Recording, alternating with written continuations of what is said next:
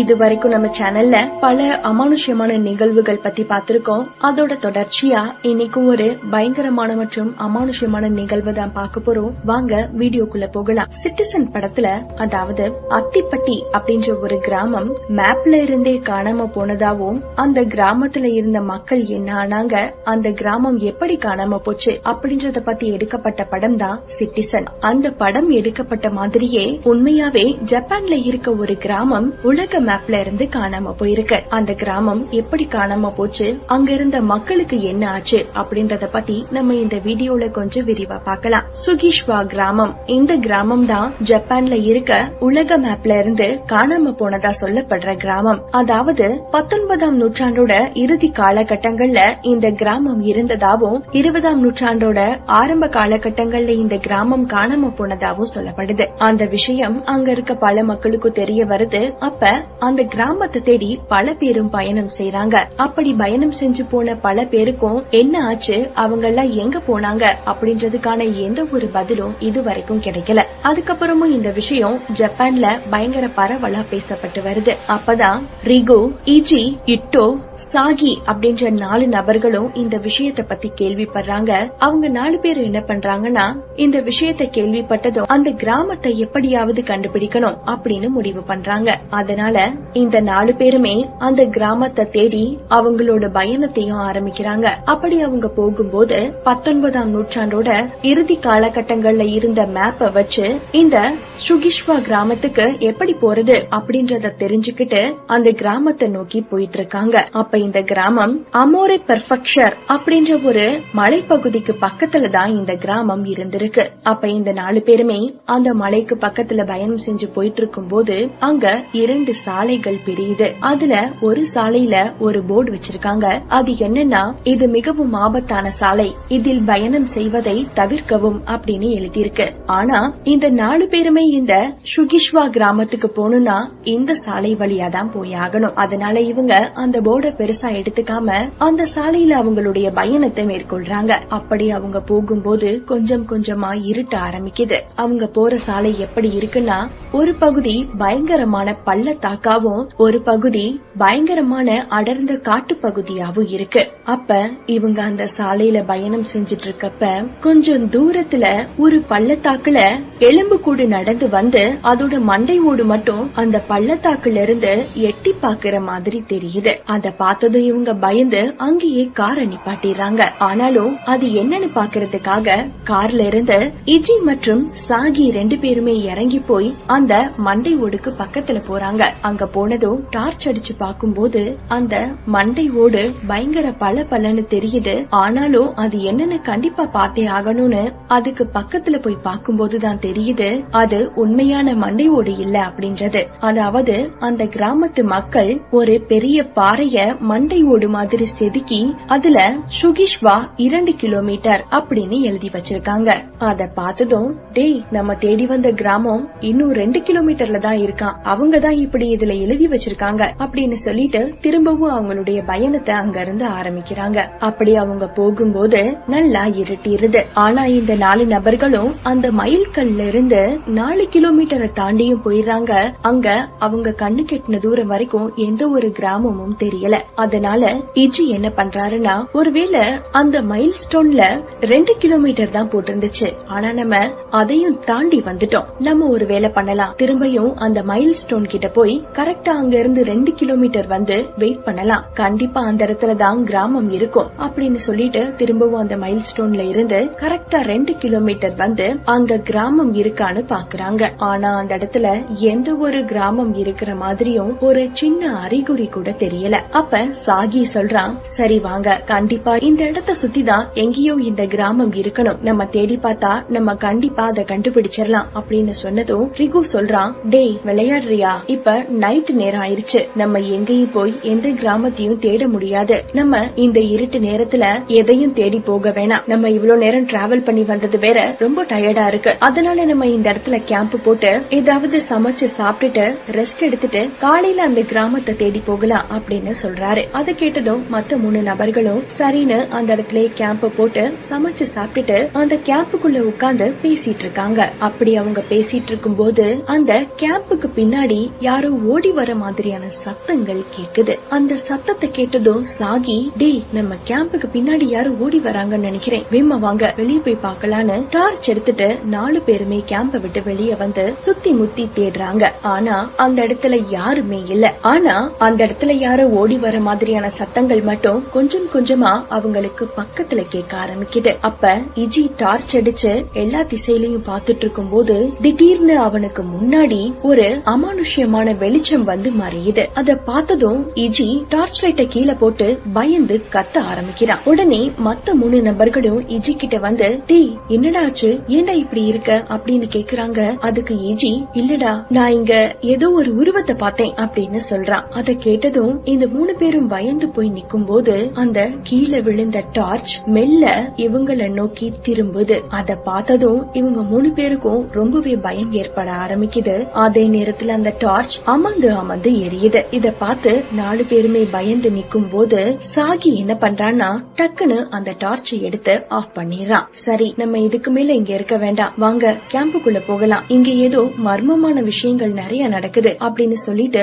கேம்புக்குள்ள 4 பேருமே தூங்காம நடந்த விஷயத்த பத்தி பேசிட்டு இருக்கும் போது அங்க தூரத்துல சில நாய்கள் கத்துற சத்தம் கேக்குது. அது மட்டும் இல்லாம அங்க நிறைய ஆந்தைகள் அகவர சத்தமும் கேக்குது. அந்த சத்தங்கள்லாம் கேட்டதும் இந்த 4 பேருக்கும் பயம் இன்னும் அதிகரிக்குது. நம்ம இந்த இடத்துக்கு வந்தது ரொம்ப பெரிய தப்பு தான், இங்க நிறைய அமானுஷ்ய நிகழ்வுகள் நடக்குது, நம்ம இங்க இருந்த கிராமத்தை தேடி வந்தோம், ஆனா இங்க எந்த கிராமமும் இல்லையே அப்படின்னு சொல்லி பேசிட்டு இருக்க சமயத்துல 4 பேருமே சரி நம்ம இந்த கேம்புக்குள்ள இருக்க வேண்டாம், வெளிய கேம்ப் ஃபயர் போட்டுட்டு உட்கார்ந்து பேசிட்டு இருக்கலான்னு அந்த கேம்ப விட்டு வெளியே வந்துடுறாங்க. அப்ப அதே மாதிரி அந்த 4 பேரும் கேம்ப் ஃபயர் போட்டு பேசிட்டு இருக்க சமயத்துல அவங்கள அறியாமலே அங்க 4 பேருமே தூங்கிடுறாங்க. அப்படி அவங்க தூங்கும் போது இஜியோட காதுக்கு பக்கத்துல யாரோ சிலர் முணுமுணுக்கிற சத்தத்துல பேசுற மாதிரி கேக்குது. இஜி நல்லா தூங்கிட்டு இருக்கிறதுனால டேய் சும்மா இருங்கடா அப்படின்னு திரும்ப திரும்ப சொல்லிட்டு தூங்கிடுறான். ஆனா கொஞ்ச நேரத்துல அங்க கேக்குற சத்தம் அதிகமாக ஆரம்பிக்குது. அப்பதான் இஜி டக்குன்னு பயந்து எந்திரிச்சு பக்கத்துல இருக்க எல்லா நபர்களையும் எழுப்புறான். ஆனா அந்த 3 நபர்களும் எந்திரிக்கவே இல்ல. ஒரு கட்டத்துல அந்த சத்தம் அவனுடைய காதுகளுக்கு ரொம்ப அதிகமா கேட்க ஆரம்பிக்குது. உடனே இஜி அவனுடைய காதுகளை அடைச்சிட்டு பயங்கரமா கத்துறான். உடனே இஜி கத்துற சத்தத்தை கேட்டு 3 பேருமே எந்திரிச்சு, டேய் என்னாச்சு உனக்கு, என்ன பண்ணிட்டு இருக்க அப்படின்னு கேக்குறாங்க.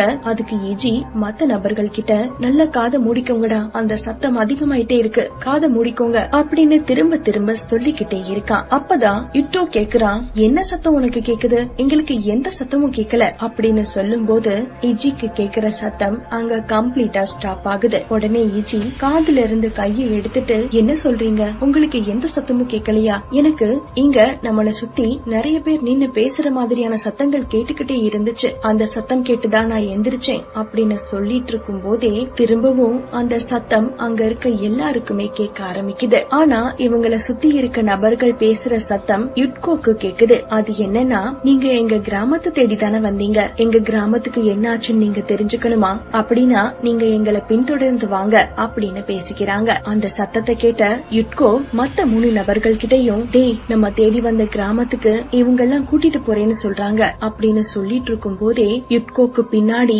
சில உருவங்களுடைய தலைகள் தெரியுது. அத பார்த்த சாகி, டேய் உனக்கு பின்னாடி யாரோ இருக்காங்கடா அப்படின்னு சொல்லிட்டு வேகமா டார்ச் எடுத்து ஆன் பண்ணி எல்லா பக்கமும் பாக்குறாங்க. அங்க எந்த உருவமும் இல்ல. ஆனா டார்ச் ஆஃப் பண்ணிட்டு பாக்கும்போது இவங்கள சுத்தி கிட்டத்தட்ட 30 நபர்களுக்கு மேல இருக்கிற மாதிரி உருவங்கள் தெரியுது. அப்ப யுட்கோ சொல்றான், டேய் நம்ம அந்த கிராமத்தை பாக்கணும் தான் வந்தோம், இந்த உருவங்களை பின்தொடர்ந்தா கண்டிப்பா நம்ம அங்க போயிடலாம் அப்படின்னு சொல்லி கூப்பிட்டதும் ரிகு சொல்றான், இல்லடா நம்ம இங்க இருந்து வீட்டுக்கு போறதா நல்லது, இதுக்கு மேல நம்ம இங்க இருக்க கூடாது அப்படின்னு சொல்லிட்டே இருக்காங்க. ஆனா யுட்கோ அந்த உருவங்கள் நடந்து போறதுக்கு பின்னாடியே நடந்து போக ஆரம்பிக்கிறான். அங்க இருந்து யுட்கோ நகர்ந்ததும் வேற வழியே இல்லாம மற்ற 3 நபர்களும் யுட்கோக்கு பின்னாடியே போறாங்க. அப்படி அவங்க 4 பேரும் கொஞ்ச தூரம் போனதுக்கு அப்புறமா அவங்களுக்கு முன்னாடி இருந்த எல்லா உருவங்களும் மறைஞ்சு போயிருது. அந்த நேரத்துல பார்த்தா இவங்க நிக்கிறதுக்கு கொஞ்ச தூரத்துல ஒரு கிராமம் இருக்கு. அந்த கிராமத்துல நிறைய வீடுகள் இருக்கு. அத பார்த்ததும் இஜி, டேய் நம்ம தேடி வந்த கிராமம் இதுவாதான் இருக்கும் போல, வாங்க போய் பாக்கலான்னு சொல்லிட்டு அந்த குடியிருப்புகள் இருக்கிற இடத்த நோக்கி போறாங்க. அங்க போனதும் எந்த ஒரு மனித நடமாட்டமுமே இல்ல. சரின்னு சொல்லிட்டு அங்க இருக்க வீடுகள்ல கதவை தட்டுறாங்க. ஆனா எந்த மனிதரும் வெளியே வரல. அப்ப சாகி அங்க இருக்க ஒரு வீட்டு கதவை திறந்து பார்த்தா அந்த வீட்டுக்குள்ள 3 நபர்கள் நல்லா தூங்கிட்டு இருக்காங்க. அத பார்த்ததும் அவங்களுக்கு ஒரு விதமான பயம் ஏற்படுது. இங்க என்ன நடக்குது அப்படின்னு ஒண்ணுமே புரியாம நிக்கும் போது அந்த தெருக்கல்ல இருந்து சில சத்தங்கள் கேக்குது. அது என்னன்னா பயங்கர சந்தோஷமா சிரிச்சு விளையாடுற சத்தங்கள் கேக்குது. உடனே அந்த சத்தம் கேட்டதும் ரிகு அந்த வீட்டு கதவை மூடும் போது திடீர்னு அந்த வீட்டுல இருக்க 3 நபர்களும் எந்திரிச்சு உட்கார்றாங்க. அப்ப அந்த வீட்டுல இருந்த ஒரு ஆண், தம்பி உங்களுக்கு என்ன வேணும், நீங்க யாரு அப்படின்னு கேக்குறாங்க. அந்த சத்தத்தை கேட்டு 4 பேருமே இந்த வீட்டை திரும்பி பார்க்கும்போது அவங்களுக்கு மிகப்பெரிய அதிர்ச்சி காத்துட்டு இருந்துச்சு. ஏன்னா அந்த வீட்டுல தூங்கிட்டு இருந்த 3 பேருமே எந்திரிச்சு உட்கார்ந்து இருக்காங்க.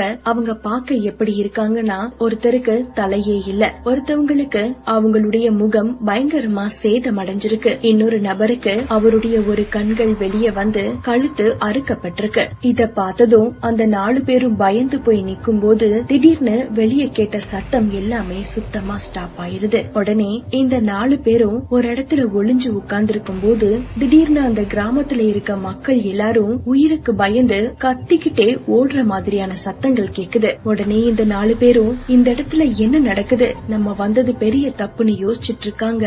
அந்த நேரத்துல அந்த மக்கள் கூட்டங்களுக்கு நடுவுல ஒரு நபர் வராரு. அந்த நபர் பாக்குறதுக்கு ரொம்ப யங்கா இருக்காரு. அது மட்டும் இல்லாம அவரோட கையில ஒரு மிகப்பெரிய கோடாரியும் அவருடைய இடுப்புல ஒரு மிகப்பெரிய கத்தியும் இன்னொரு கையில ஒரு துப்பாக்கியும் வச்சிருக்காரு. அங்க இருக்க மக்கள் இந்த நபரை பார்த்து பயந்து ஓடிட்டு இருக்கும் போது திடீர்னு அந்த நபர் கையில இருந்த கோடாரியை எடுத்து அங்க இருந்த ஒரு நபருடைய தலைய வெட்டிறாரு. அத பார்த்த இந்த 4 பேருமே ரொம்ப மிரண்டு போய் உட்கார்ந்து இருக்கும் போது கொஞ்சம் கொஞ்சமா அங்க இருந்த மக்கள் எல்லாருமே மறைய ஆரம்பிக்கிறாங்க. அதுக்கப்புறம் கடைசியா அந்த கொலையாளியும் மறைஞ்சு போயிடுறாரு. அப்பதான் இந்த 4 பேருமே இந்த இடத்துல இருந்து எப்படியாவது ஓடி போயிடணும்னு நினைச்சிட்டு 4 பேரும் எந்திரிச்சு நிக்கிறாங்க. திடீர்னு அவங்களுக்கு பின்னாடி யாரோ ஒரு நபர் வந்து நிக்கிற மாதிரி இருக்கு. அப்ப இஜி திரும்பி பார்த்து பயங்கரமா கத்திட்டே ஓட ஆரம்பிக்கிறான். அதுக்கப்புறம் தான் இந்த 3 பேருமே எதுக்காக இஜி ஓடுறான்னு பாக்கும்போது அந்த மக்களை கொலை செஞ்ச நபர் இவங்க 3 பேருக்கும் பின்னாடி நிக்கிறத பாக்குறாங்க. உடனே அந்த 3 நபர்களுமே இஜிக்கு பின்னாடியே ஓட ஆரம்பிக்கிறாங்க. இவங்க 4 பேரும் ஒரு குறிப்பிட்ட தூரம் ஓடினதுக்கு அப்புறமா அந்த கொலைக்காரனுடைய உருவமும் மறைஞ்சு போயிருது. அதுக்கப்புறம் இந்த நபர்கள் எப்படியோ அவங்களுடைய கார் இருக்க இடத்துக்கு வந்து இதுக்கு மேல இந்த இடத்துல இருக்க கூடாது, நம்ம இங்க இருந்து முதல்ல கிளம்பியே ஆகணும்னு சொல்லிட்டு வேமா கார்ல ஏறி உட்கார்றாங்க. அதே நேரத்துல அங்க அதிகாலை நேரம் ஆயிருது. சரின்னு இங்க இருந்து எப்படியாவது தப்பிச்சு போயிடணும்னு கார் எடுத்துட்டு பயங்கர பாஸ்டா போயிட்டு இருக்காங்க. அப்படி அவங்க போயிட்டு இருக்கும் போது கொஞ்சம் தூரத்துல அங்க இருக்க மலை பகுதியில இருந்த பாதை காணாம போயிருது. அப்ப 4 பேருமே டி என்னடா இந்த பாதையில தான் நேத்து வந்தோம், இந்த இடத்துல ரோடே இல்ல, எப்படி இந்த இடத்துல எப்படி இவ்வளவு பெரிய பள்ளத்தாக்கு உருவாச்சு அப்படின்னு சொல்லி பயங்கர ஆச்சரியத்துல பேசிட்டு இருக்கும் போது திடீர்னு அவங்க காருக்கு பின்னாடி ஒரு பயங்கரமான சத்தத்தோட ஒரு லாரி வர்ற மாதிரி கேக்குது. இந்த இடத்துல எப்படிடா வண்டின்னு இவங்க 4 பேரும் திரும்பி பாக்குற நேரத்துல இவங்க கார ஏதோ ஒரு வண்டி வந்து இடிச்ச மாதிரி அந்த பள்ளத்தாக்குல போய் விழுந்துருது. இதே மாதிரிதான் இந்த இடத்துக்கு வர்ற பல நபர்களுக்கும் ஆகுது. சரி, இந்த கிராமத்துல இப்படியான நிகழ்வுகள் நடக்கிறதுக்கு என்ன காரணம், இங்க வர்ற நபர்கள்லாம் எதுக்கு இறந்து போறாங்க, இங்க அமானுஷ்யங்கள் நடக்கிறதுக்கு என்ன காரணம் அப்படின்னு கேட்கும் போது 19ஆம் நூற்றாண்டு காலகட்டங்கள்ல இந்த இடத்துல முட்சுவோ டோய் அப்படின்ற ஒரு பையன் வாழ்ந்துட்டு இருந்திருக்கான். அவனுக்கு வயசு 29. இந்த டோய் ரொம்பவும் அழகா இருக்கிறது மட்டும் இல்லாம எல்லார்கிட்டையும் ரொம்ப பாசமாவும் இருப்பான். அதனால இந்த கிராமத்துல இருக்க எல்லா நபர்களுக்குமே இந்த டோய ரொம்ப பிடிக்கும். சின்ன குழந்தைகள்ல இருந்து வயதான முதியவர்கள் வரைக்கும் எல்லாருக்குமே இந்த டோய ரொம்ப பிடிக்கிறது மட்டும் இல்லாம டோயுடைய பாட்டிக்கும் இவனை ரொம்பவே பிடிக்கும். அப்படி இருந்த காலகட்டங்கள்ல திடீர்னு அப்பதான் காசநோய், அதாவது டிபி பரவிட்டு இருந்த காலகட்டம். அந்த காலகட்டங்கள்ல இந்த டிபி நோயை பத்தின அவேர்னஸ் ரொம்ப கம்மியாவே இருந்துச்சு. உடனே அந்த நேரத்துலதான் இந்த டோய் டிபியால பாதிக்கப்பட்டுறான். நல்லா அழகா இருந்த இந்த டோய் டிபியால பாதிக்கப்பட்டு உடல் மெலிஞ்சு காணப்படுறது மட்டும் இல்லாம அங்க இருக்க மக்கள் எல்லாருமே டோய பார்த்து இவனுக்கு ஏதோ மிகப்பெரிய நோய் வந்துருச்சு, இவன்கிட்ட பேசினா நமக்கும் அந்த நோய் பரவிரும் அப்படின்னு நம்ப ஆரம்பிச்சாங்க. அதனால அந்த ஊர் மக்கள் எல்லாருமே டோய பார்த்தாலே பயங்கரமா வெறுப்ப காமிக்க ஆரம்பிச்சாங்க. அதனால அந்த ஊர் மக்கள் டோய் கிட்ட பயங்கர கடுமையாவும் நடந்துகிட்டாங்க. பட்டாங்க. அதுவும் டோயோட பாட்டி கூட டோய அதிக அளவுல வெறுக்க ஆரம்பிச்சாங்க. டோய் அதுக்கப்புறம் சாப்பாட்டுக்கே கஷ்டப்பட ஆரம்பிச்சான். அதனால டோய் அவனோட பசிய போக்கிக்கிறதுக்காக சில இடங்கள்ல வேலை கேட்டு போறான். ஆனா டோய்க்கு ஏதோ நோய் வந்துருச்சுன்னு அவனை யாருமே வேலைக்கு சேர்த்துக்க மாட்டாங்க. அதுக்கப்புறம் டோய் வீடு வீடா போய் பசிக்குது சாப்பாடு கொடுங்கன்னு கேட்கும் போது கூட அவங்க எல்லாருமே டோய அடிச்சு விரட்ட ஆரம்பிக்கிறாங்க. அதனால டோய் ரொம்பவும் மனசுடைஞ்சு அவங்க பாட்டி கிட்ட போய் சொல்லி அழுதுட்டு இருக்கான். என்ன இந்த ஊர் மக்கள் எல்லாருமே வெறுக்கிறாங்க அப்படின்னு சொல்லிட்டு இருக்கும் போதே டோயுடைய பாட்டி என்ன சொல்றாங்கன்னா, நீ உயிரோட இருக்கிறதே வேஸ்ட், நீ செத்து போயிரு, உனக்கு வரக்கூடாத நோய் ஏதோ வந்துருச்சு அப்படின்னு சொல்லி பயங்கரமா திட்ட ஆரம்பிக்கிறாங்க. ஏற்கனவே மனசுடைஞ்சு இருந்த டோய் இவங்க பாட்டி பேசுறத கேட்டு ரொம்பவே நொந்து போயிடுறான். அதுக்கப்புறம் சில நாட்கள்ல இந்த கிராமத்துல இருக்க மக்கள் இந்த டோய் கிட்ட நடந்துக்கிற விதத்தை வச்சு அவன் ரொம்பவே மனசளவுல பாதிக்கப்பட்டிருக்கான். அப்ப இந்த டோய்க்கு என்ன ஒரு யோசனை வருதுன்னா, நம்ம நல்லா இருக்கும் போது இந்த கிராமத்துல இருக்க எல்லா மக்களும் நம்ம கிட்ட பேசினாங்க. ஆனா நமக்கு ஏதாவது ஒரு நோய் வந்துருச்சுன்னா இதே மக்கள் நம்மள ரொம்பவே புறக்கணிக்கிறாங்க. அப்படிப்பட்ட இந்த மக்கள் வாழும்போது நம்ம எதுக்கு சாகணும்? நம்ம சாக கூடாது. நம்மள வெறுக்கிற இந்த மக்கள் தான் சாகணும். இவங்க எல்லாம் வாழ்றதுக்கே தகுதி இல்லாதவங்க அப்படின்னு சொல்லி இவங்க எல்லாரையும் கொலை செய்யறதுக்கு பயங்கரமா திட்டமிட ஆரம்பிக்கிறான் டோய். அப்பதான் ஒரு நாள் நைட்டு 12 மணிக்கு டோய் அவனுடைய பாட்டி வீட்டுக்கு போறான். அப்படி அவங்க பாட்டி வீட்டுக்கு டோய் போகும்போது அவனுடைய ஒரு கையில மிக கூர்மையான ஒரு கோடாரியும் அதுக்கப்புறம் இன்னொரு கூர்மையான கத்தியும் இன்னொரு கையில ஒரு துப்பாக்கியும் வச்சுட்டு அவங்க பாட்டி வீட்டுக்கு போறான். அங்க போனதும் அவங்க பாட்டிய கோடாரிய வச்சு வெட்டி கொலை செஞ்சிடான். அதே மாதிரி அந்த கிராமத்துல இருக்க எல்லா மக்களையும் ஒரே ராத்திரியிலேயே கொலை செஞ்சிடறான். அதாவது அவங்கள கொலை செய்யும் போது 28 நபர்கள் அங்கேயே இறந்து போயிடுறாங்க. அதுக்கப்புறம் 2 நபர்கள் உயிருக்கு போராடி அடுத்த நாள் காலையில இறந்து போறாங்க. அதுக்கப்புறம் இந்த டோய் பயங்கரமா ஃபீல் பண்றான். இந்த மக்கள் நம்ம கிட்ட முதல்ல அன்பா இருந்து அதுக்கப்புறம் வெறுப்பா காட்டினதுனாலதான் அவங்கள எல்லாரையும் நம்ம கொன்னோம். நம்ம செஞ்சது மட்டும் எப்படி சரியா இருக்கும்? நம்ம செஞ்சதும் தப்புதான்னு சொல்லிட்டு அந்த டோய் அவனுடைய கையில இருந்த துப்பாக்கிய வச்சு அவனாவே சுட்டு இறந்து போயிடுறான். அதுக்கப்புறம் காலப்போக்குல அங்க ஏற்பட்ட பல இயற்கை சீற்றங்களால அங்க இருந்த உடல்கள் எல்லாமே மண்ணோட மண்ணா மக்கி போயிருது. அந்த கிராமத்துல இருந்த வீடுகள் எல்லாமே பயங்கரமா சேதம் அடைஞ்சிருது. அப்பதான் பல பேரும் இப்படி ஒரு கிராமம் இருந்துச்சே அப்படின்னு சொல்லி இந்த கிராமத்தை தேடி வராங்க.